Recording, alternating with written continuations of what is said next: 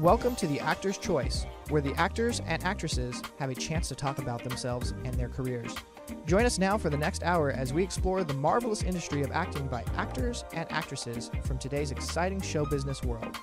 And now, direct from Hollywood, here's your host, Ron Brewington. Hi, everybody. I'm Ron Brewington, and welcome to The Actor's Choice. Roll it, Tony. And the Oscar for Best Achievement in Sound goes to Donald O. Mitchell, Greg C. Rudloff, Elliot Tyson, and Russell Williams II for Glory.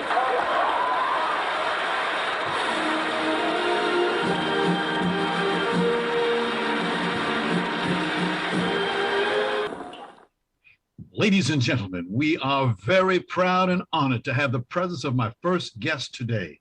This man spent more than 25 years plying his trade.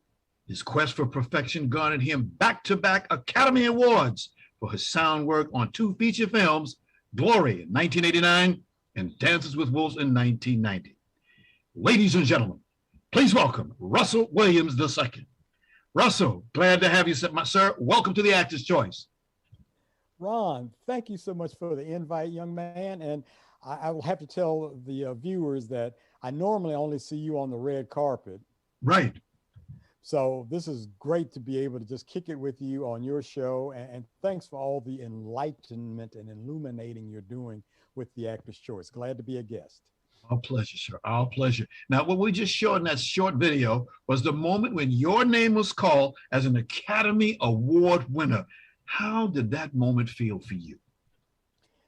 Ron, that was one of the craziest moments in my life because the lead mixer, the first name that they call of that crew was a gentleman by the name of Donald O. Mitchell. He happened to be nominated for 2 movies that same year. He was also nominated for Black Rain.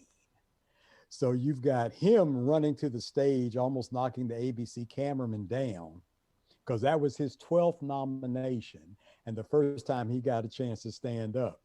But meanwhile, you've got 6 other people sitting in the seats still not knowing for which film. Then the next person that was read was a gentleman named Greg, and there was another Greg. There was a Greg P. Russell for Black Rain, and our team was Greg C. Rudloff. So when we heard the Greg C, we were like, okay, it's us. But it would seem like 4 lifetimes had gone by between them calling his name and for us really knowing which film was being awarded that night. Okay. And then a year later, they called out your name one more time for the same category in a different film. Can you believe that such a thing would happen to you, sir? There was no chance that anybody who had told me, say 2 days before that I would have won back to back. I said, it's not even a consideration. It just so happened the night before at an event that we used to call the Friends of the Black Oscar nominees. There was a young lady there in the audience who was the first omen that I saw that might indicate I was going to win a second time. And that was a young lady named Angelou. And way back when I was just a radio jock, not making any money in DC, she granted me an interview while on her book tour for Gather Together in My Name. And for her to be there that night, I'm like, are you kidding me? And she wasn't there for me specifically. She was just at the event. But I saw that as a connection because I would use that interview in my head to, anytime I needed to, buck up and put my helmet on and get in the game, I'd play Maya's words.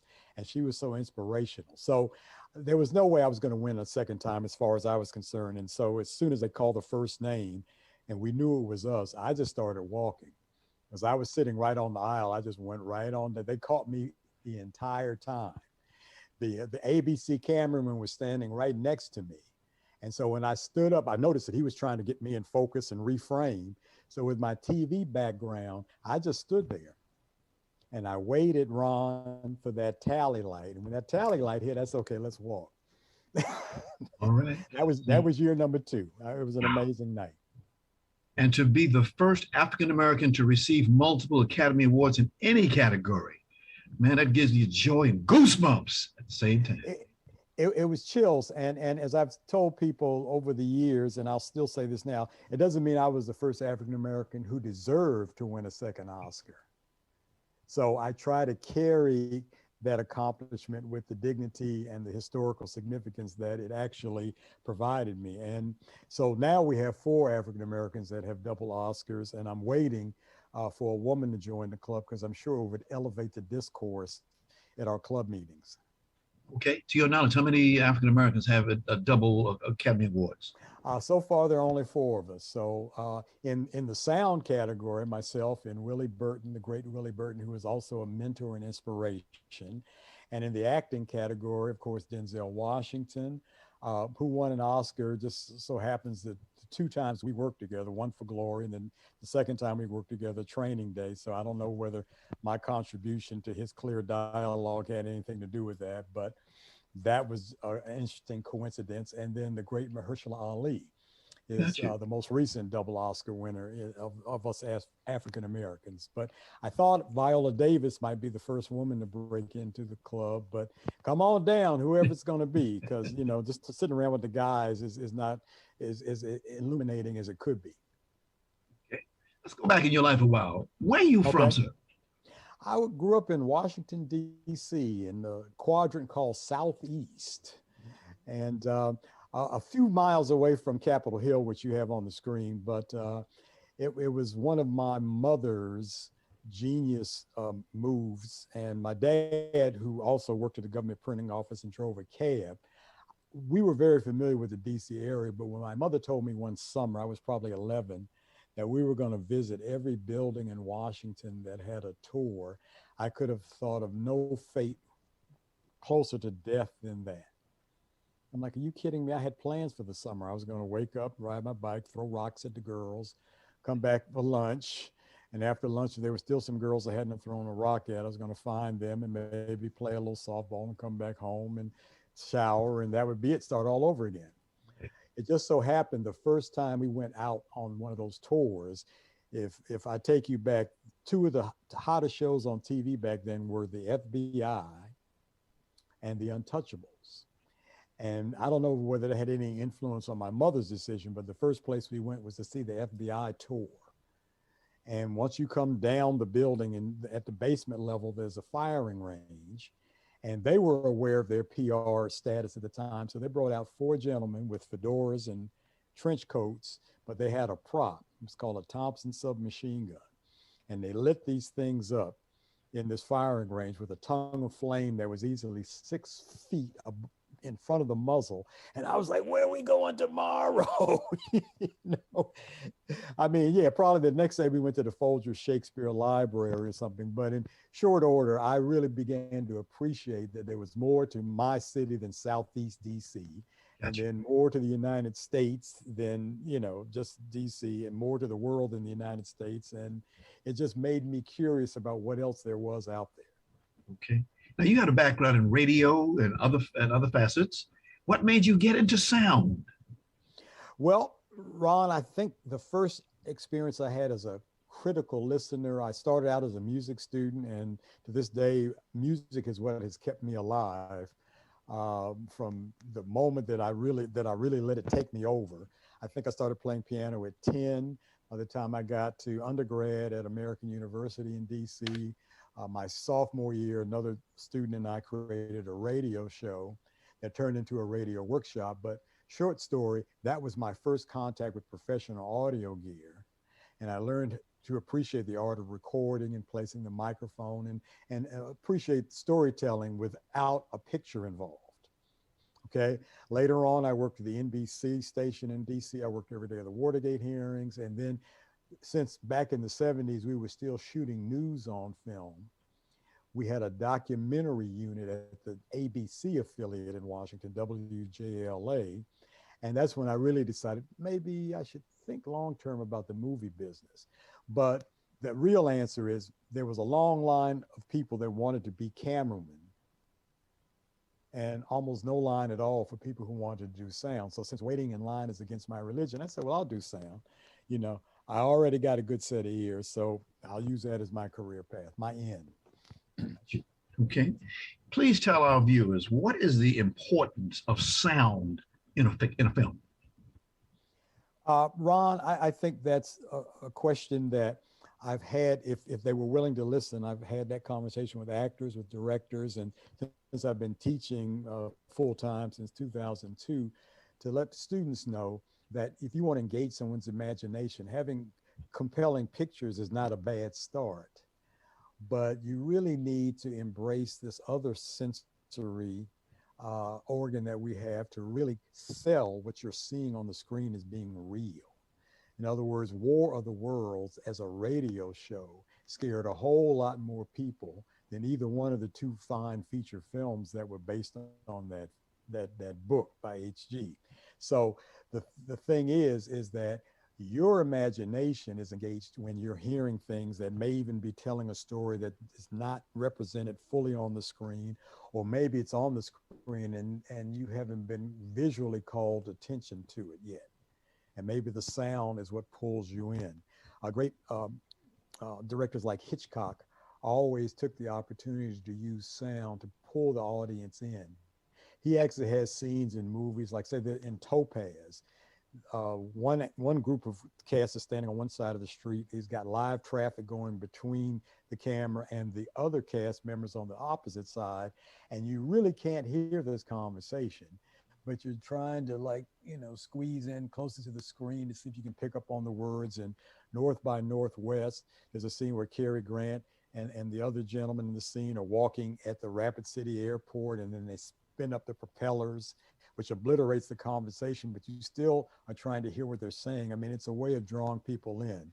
Okay. More recent directors, the Coen brothers, I always mention a scene in No Country for Old Men, where when Josh Brolin's in that hotel room and he knows the bad guy's looking for him, and it all becomes sound. It all becomes listening to the footsteps, listening to the light bulb outside, the door being unscrewed, which, by the way, the Coen brothers lifted almost shot for shot from Hitchcock's Rear Window.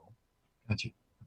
But again, as a conversation I had with a director named Billy Friedkin, I said to him, Billy, because he asked me about my approach to my job. I said, for me, Billy, yes, it still has to work as radio, even without the pictures.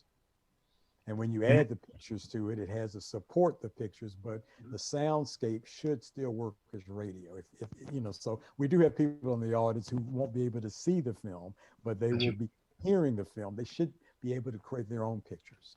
Okay, we got a few more moments left. In 1989, you did a movie about the Civil War. That movie hit the screens. It was called Glory. Tell our listeners and viewers, how did you were able to collect all that sound on those many people in that play, in that movie? Well, one of the things that my job and my team that are on location, the first responsibility is to get good, clean dialogue.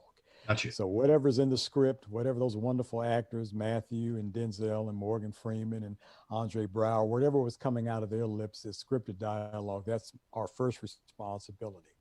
Second, with a period piece, meaning you're shooting a time in history that is either before or after what period of time you're actually working.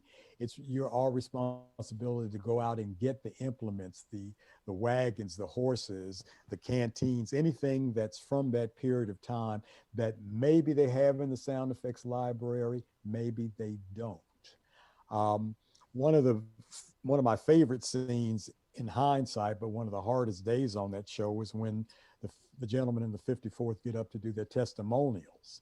Because in the script, there was no music. It was just them standing in front of the trees telling the other members of the unit how much they loved the 54th and what was at stake the next day.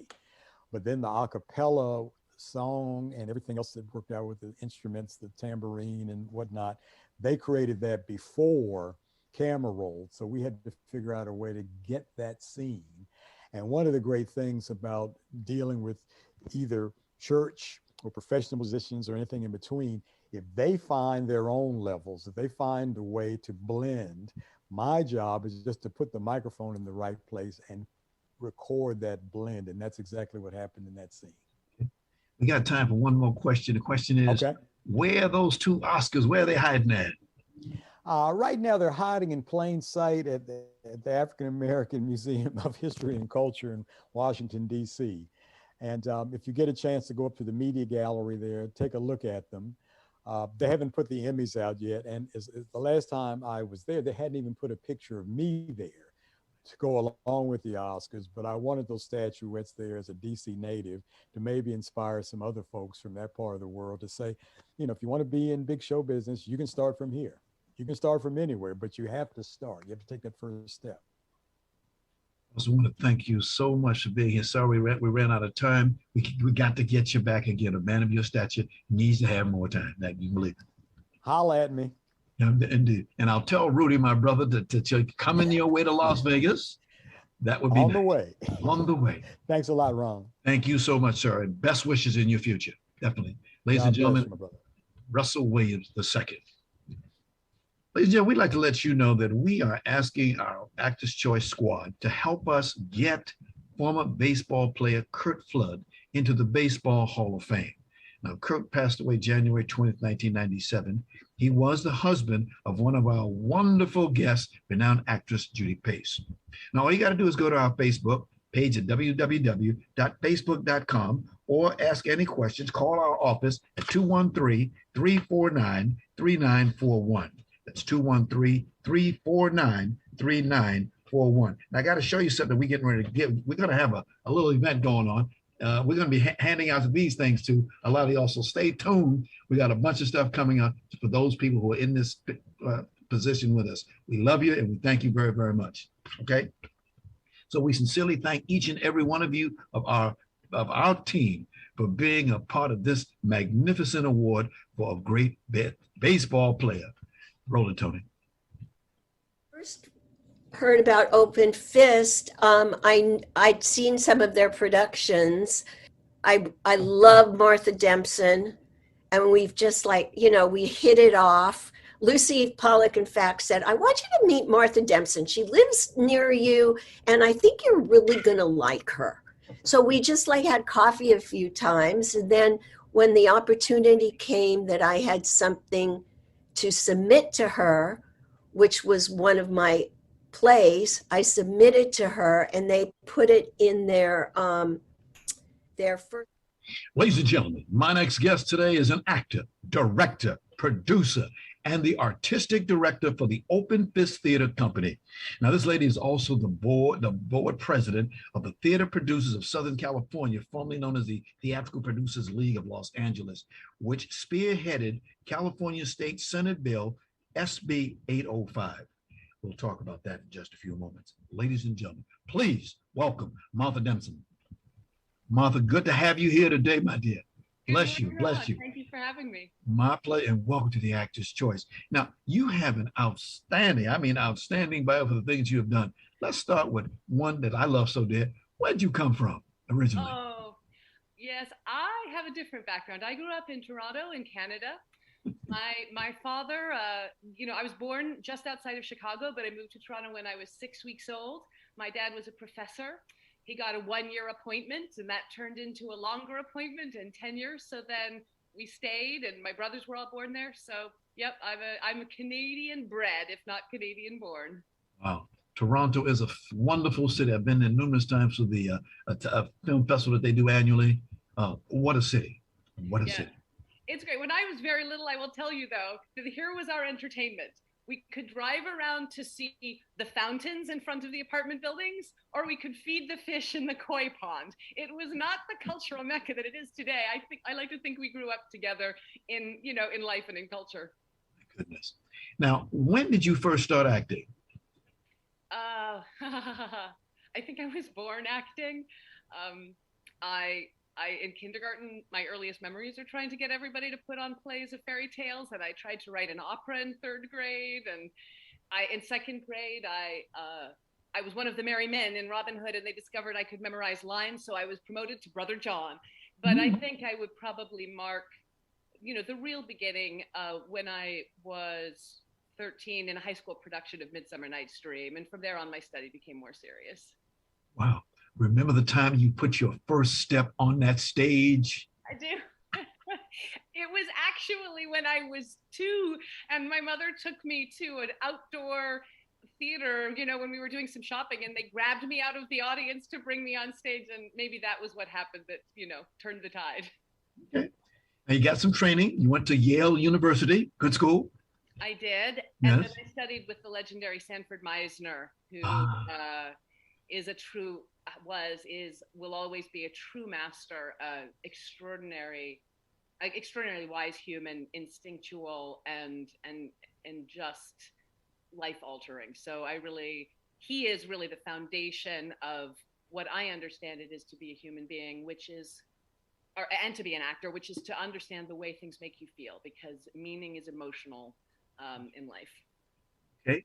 So you went to school, you got some Meisner in you. Now you came here to Hollywood. What'd you do that for? I don't know. There were a couple steps. I moved to New York after I graduated from Yale, and that was going very well.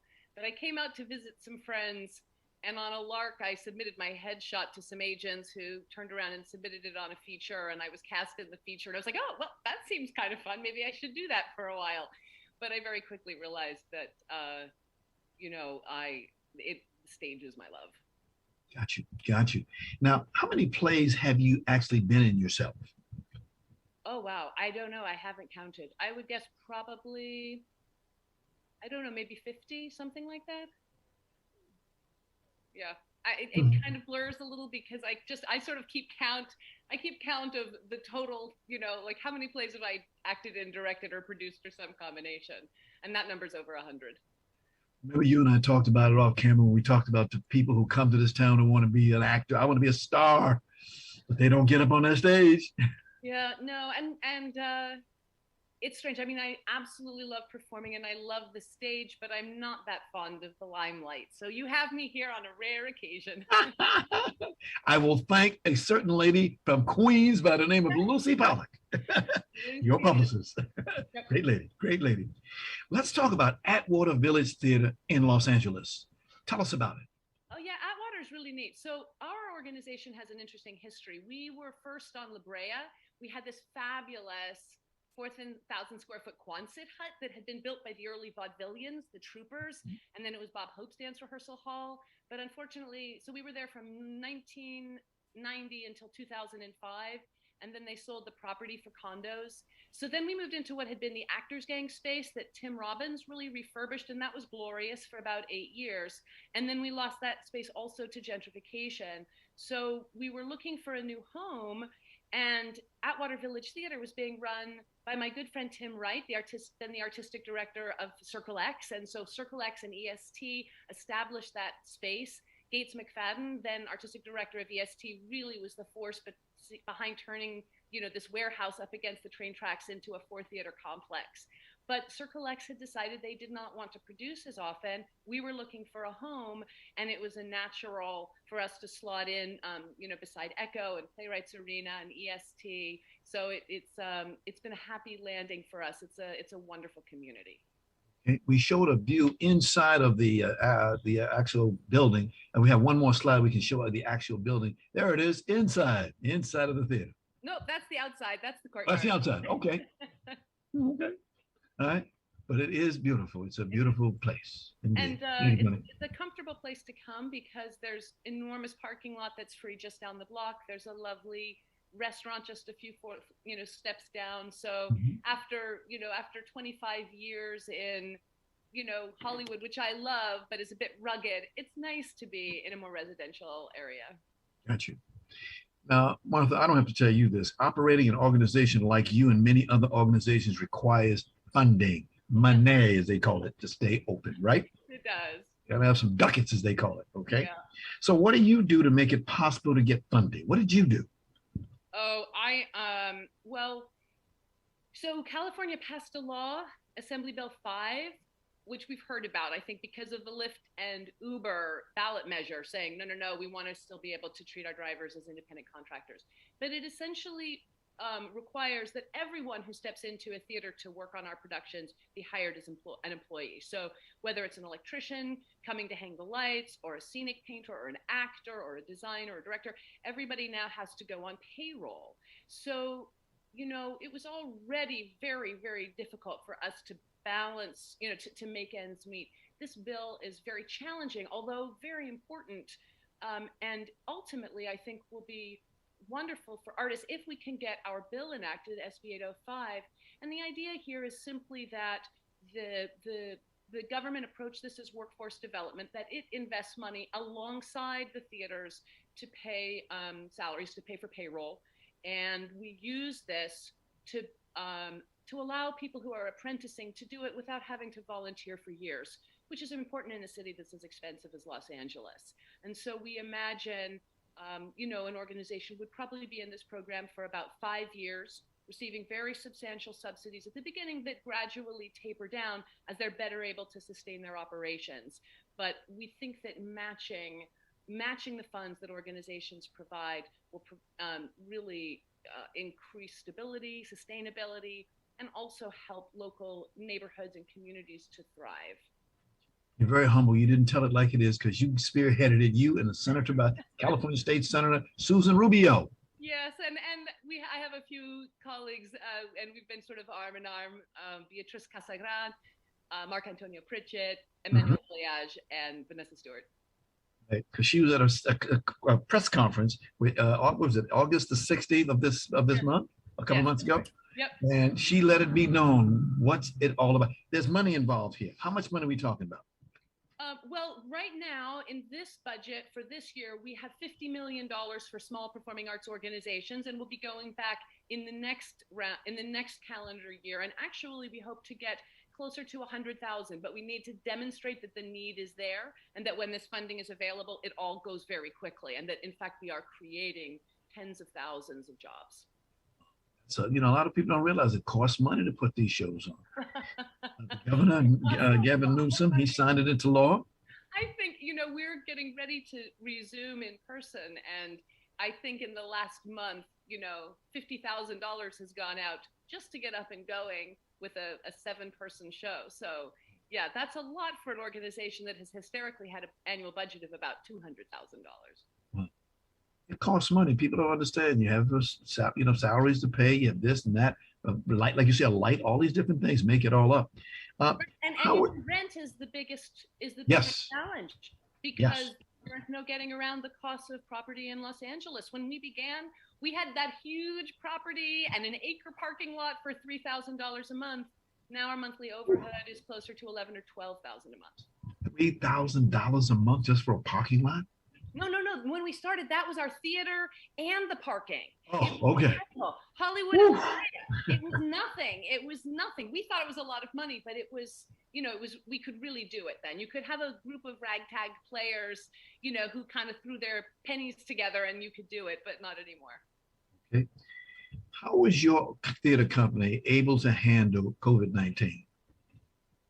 Well, I was fortunate that I spent several months working on a joint management labor task force with the artists union. So I have spent many hours in conversations with them and with epidemiologists, so that, I feel confident that we know what we need to do to keep our artists safe and keep our patrons safe. So what we're doing is this: we've upgraded our ventilation to make sure that the air changes at least 6 times an hour, by putting MERV 13 filters in the HVAC units, and by bringing in additional air purifiers with HEPA 13 filters. And then we're actually bringing in a new seating riser system that will allow us to space parties, the 6 feet in all directions, which we think, while the COVID spread is still high, is important. Everyone will wear masks except for the performers at all times. We have additional fans blowing in restrooms and our booth. We have purifiers in all these locations.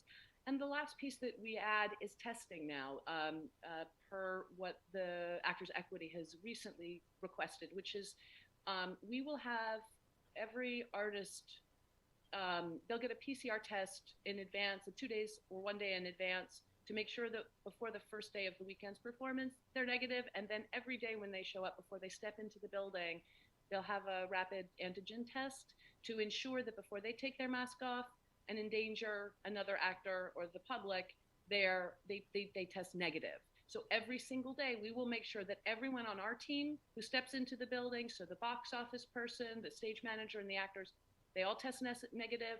And we are requiring that patrons show proof of vaccination. So we think that with all of these mitigations in place, we can all relax a little.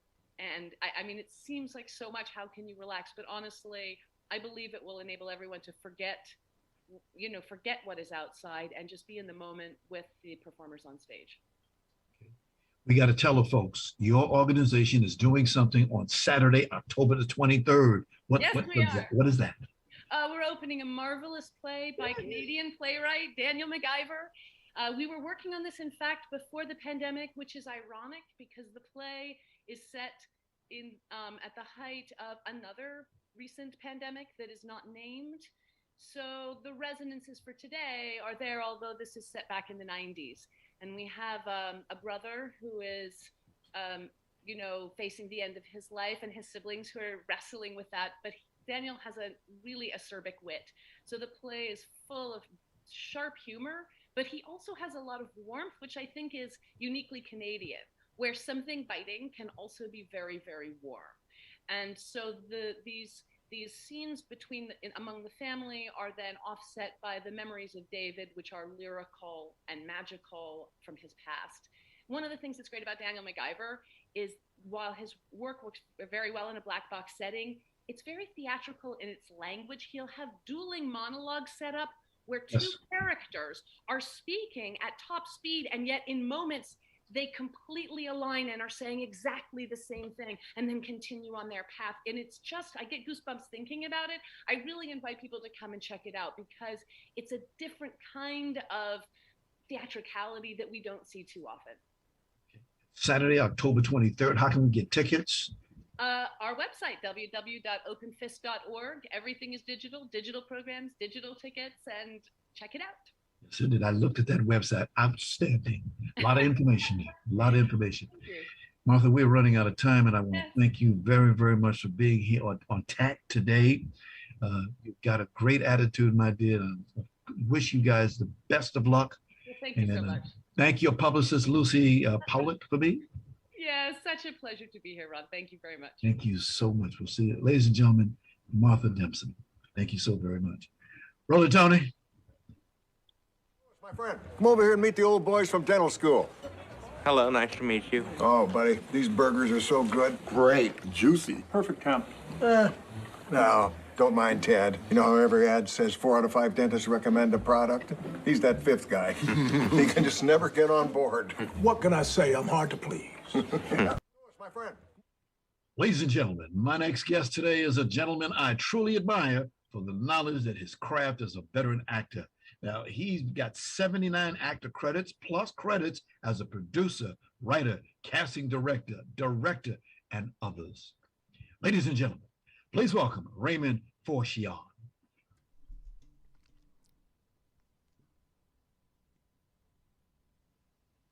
Okay. He's still trying to connect.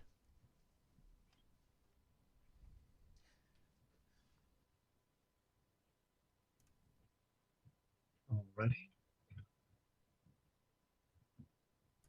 Now you see a picture of Raymond Farchion. Okay. Please pardon the technical difficulties we're having at this moment. Alrighty.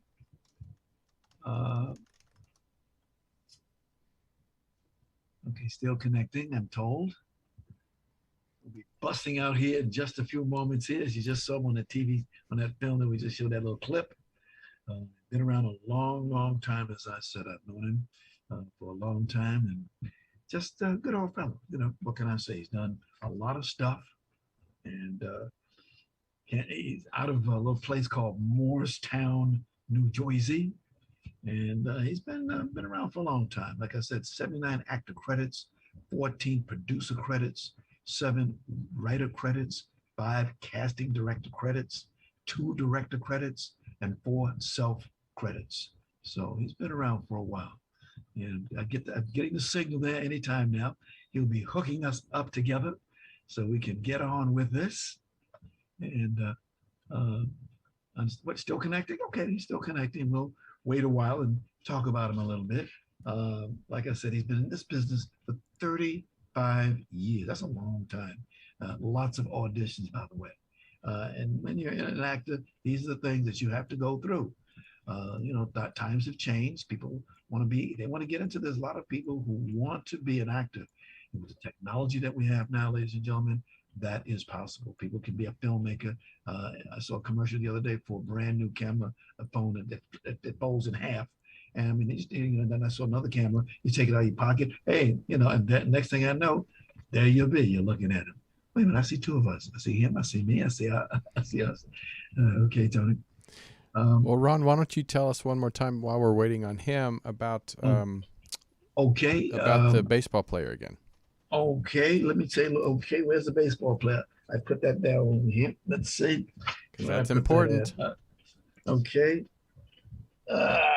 Put that down someplace. And I'll try to get him on for you.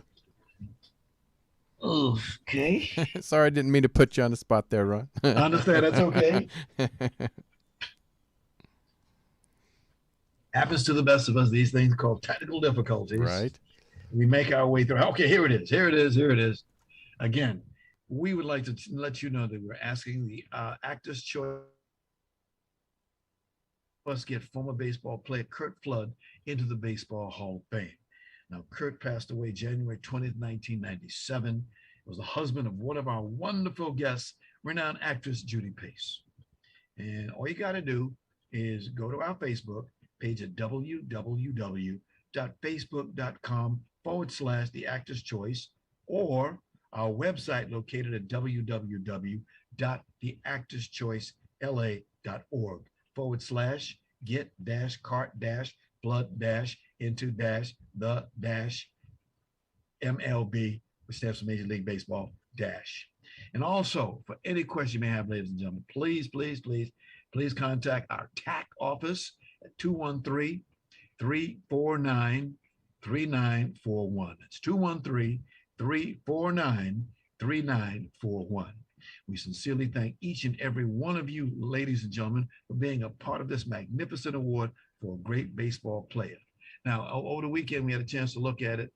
We do have as many right now. There was a goal you have to make in order to move on. That was 1,500. We didn't got that. So now we're going for 2,500. We're going to go for thousands. If you know anything about him, this gentleman was the one who made it possible for a lot of people in baseball to make the big money that they make now.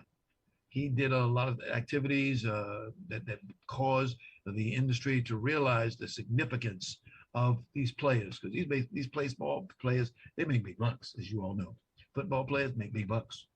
These guys make that money. Ladies they make money too. So it's a way out there for people to do something. How am I doing there, Tony? You're doing great. He's going to try to get in one more time. Okay, if not, why don't we just take him on the telephone and go from there? Yeah. Want to do that? You got it. Okay, let's go with that. Okay. All righty. But there's my good friend. I never met the gentleman, Mr. Flood, but I've heard so much about him. And everybody that I've talked to, they all say the same thing. It's long overdue. There are a lot of people out here in the world, when they get a star, they get this, they get that. You say, gee, I thought he had that already. But no, some people didn't get it yet. Wasn't their day yet. But for this young man, would like to see him have his name in the Baseball Hall of Fame. Okay. Let's see. How are we doing so far, Tony? We're still waiting on him. Okay. Why don't you just go ahead and put a picture up of him and let him talk on the telephone? Let's do that. You want to do that? Yeah, but he has to call in. I have to get him to call in. Yeah. And I'm trying to get a hold of him for you. Already, get a hold of him. There he is. He's got that look on his face. He's got that look. 79 actor credits. He's been in a lot of places, a lot of times. He did a movie called The America Tragedy. Played the role of O.J. Simpson. A rough role to have, but he took it on. By the way, for those who didn't know it, yesterday, October 3rd, was the 26th anniversary of the O.J. Simpson trial. Just a little trivia there. I like to like a little trivia every now and then. And one of the things I wanted to ask him was, in the old days, a lady was working in a restaurant and a director saw her, and the rest is history. Is it still like that today for people? Because we get a lot of people, like we say, and that's what the purpose of the show is. We want people who want, they want to get in their business. They want to be an actor. They want to be an actress. They want to get it. They want to do it. They see other people doing it, people from all backgrounds, all religions, all races, all whatever. people want to be, and that's what we try to spotlight here on TAC. We like to get people from all backgrounds and where you come from, and let people see them. And what made you get into this business? I know I've had a lot of people, and one of the questions that I always like to ask is, I see a telephone. I see a telephone. Hello, telephone. Hello, telephone. I hear something. It's about time. Who is that handsome young man? Is that Raymond Farchion? He's going to call in right now, so you're going to get him live on the phone. Live. I love it. In love with technology, isn't it? We have a little problem when we can always substitute.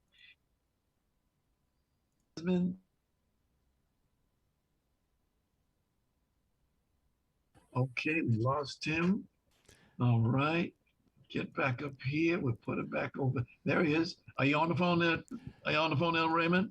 We're still waiting on it. He said he's calling in right now. Okay. It's going to be good, people. I know it is. Better be. I have a few words for you. There he is. Hold on. Oh, whoops. Okay. Want me to sing? No, all right. He is on the air. Go ahead and. Raymond. Oh, hello there. Hey, sorry for that. I don't know what's going on here technically. I understand. We call it do a drop check. Very bizarre. Just when I was about to come on, everything shut down. Oh, my God. Yeah, like I said, I do a drop check. Something I learned in the Navy. Where if a piece of equipment doesn't work right, you drop it on the floor. If it bounces back up, it's okay. If it stays on the floor, it's broken. Okay. Yeah, tell me about it. Okay. My brother, you've been in this business for over 35 years. That's a long time. Lots of auditions if you're an actor. Well, yes, sir. Yes, sir. You know, and I guess I've kind of worked in almost every facet of the business there, you know. But yes, many, many years. Oof. Seen a lot of changes and such for actors and actresses and just the changing business. Got you. As you see it, what are the main trends actors and actresses in the entertainment industry work against their career success? Oh, well, you know what? Basically, I mean, I have to honestly say, I think there are five main things that actors have to deal with. And one of the things that's very different is when I first came into the business here is just the numbers of actors. The numbers of actors and also the amount of available work that's really of value, you know, and by that I mean so much of the work now you see more lower budget projects and things like that, whereas when I first came out here to Los Angeles and even began acting back east, I mean, you got paid more. Well, you know? Well, you know, the median income for actors is what? What's the median income for actors? What, $5,000 a year? Well, I mean, the vast majority, let's just say, do not make their insurance, which is, that's like over $17,000 now, but probably that medium may be about $5,000-6,000, maybe, but I don't have those numbers in front of me. Got you. But it's a very difficult life, you know, and that's the first thing, though. So one of the first principles is, as an actor, is you have to find a way to get between or get past all of the bodies between you and the door. Okay. You have to find a way to get seen. If you have great representation and are blessed with that, that is a fantastic thing. But you've got to be able to focus on that, you know? Mm-hmm. I think one of the second trends that we really have seen, you know, is the increase of low-paying jobs, you know, and lower-paying productions, you know, the growth of non-union work, which really is hard on actors, actually. You know, like an actor can get a non-union job, and they really feel, even if they're being given more money to perhaps work on the day, what they're missing is they're missing residuals, they're missing money toward their pension, toward their health. And in the long run, to be honest with you, you know, like I still get checks from a show like Golden Girls, which I did so long ago, you know, and, you know, this is what has helped keep me alive. You know, I'm a very strong supporter of the union, you know, and I was on the board of the union for quite a while, you know. It's a struggle, but people, So, you know. Yeah. Mm-hmm. I mean, that becomes a real thing that people have to look at, you know, and trying to earn the kind of money that you can make a living as an actor. You know, it's a shame to be on a film set, be working all day, but you have to leave at 6 o'clock because you've got to go to your job at the bar or wherever, you know?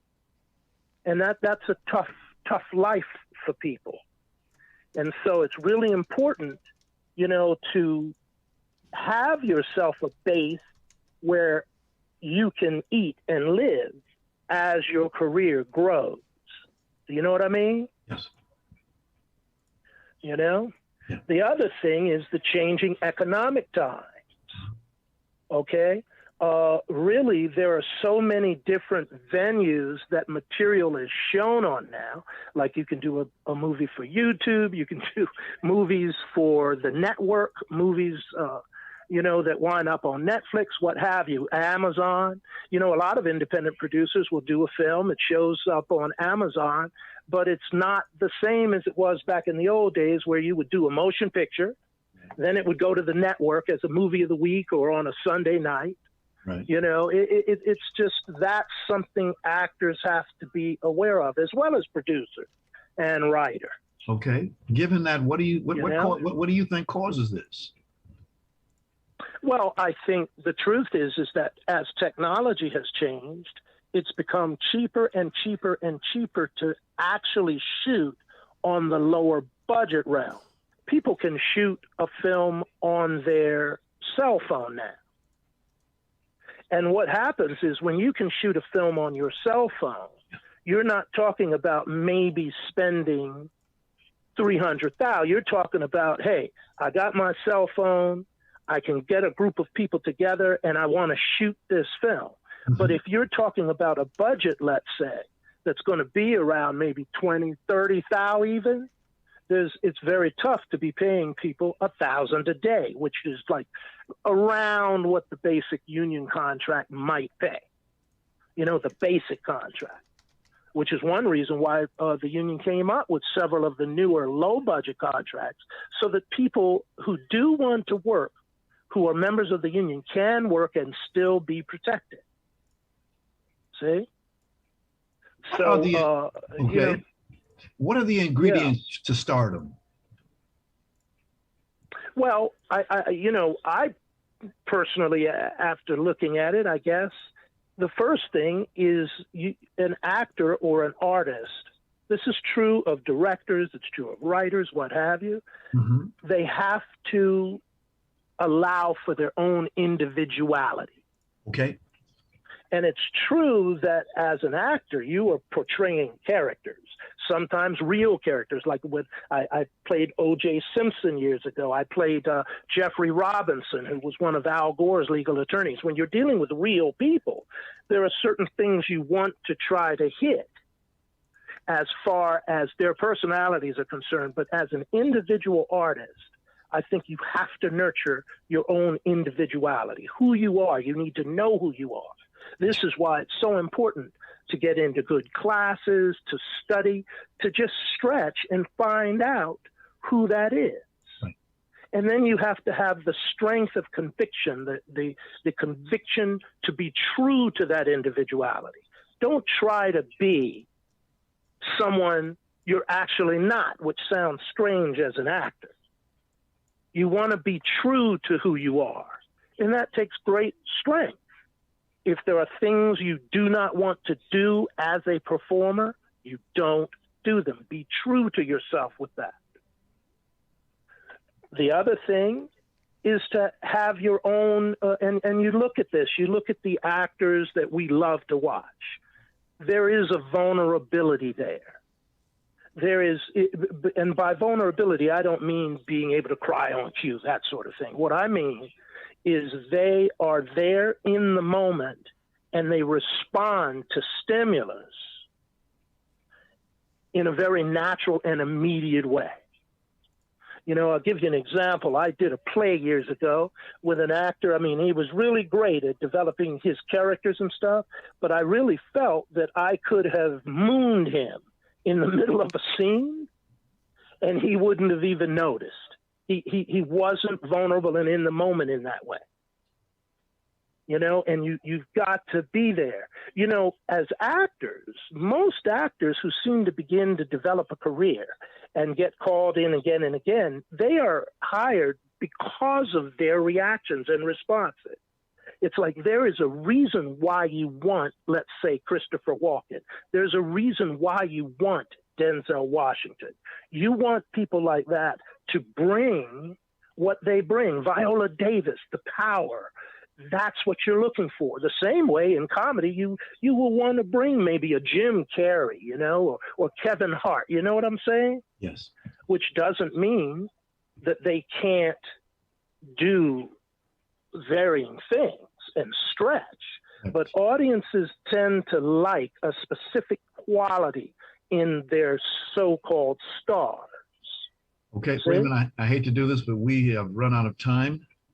I hope we can do this again. I don't know what happened with this technique. Don't even worry about it. No problem at all. These things happen. Remember, drop check. Thank you very, very much. Always a pleasure seeing you. Keep on doing what you do. All right. Godspeed. Thank you, sir. I want to thank our sponsors, Harvey Brandon, Photography is an Art, Ron Irwin's Haiku, Style, Passion, Heart, Larry Buford's Book to the Future, Time Travel, Message in a Capsule, State Farm agent Carla Green, and veteran actor Rob Bronstein's Actor Training School and Actor Space. Much thanks to our guest today, ladies and gentlemen, back-to-back Academy Award winner for Best Sound, Russell Williams II, artistic director of the Open Fist Theater Company, Martha Demson, and veteran actor, producer, and writer Raymond Farchion. And of course, special thanks to our ever-growing worldwide audience. We say be well. We'll see you next time.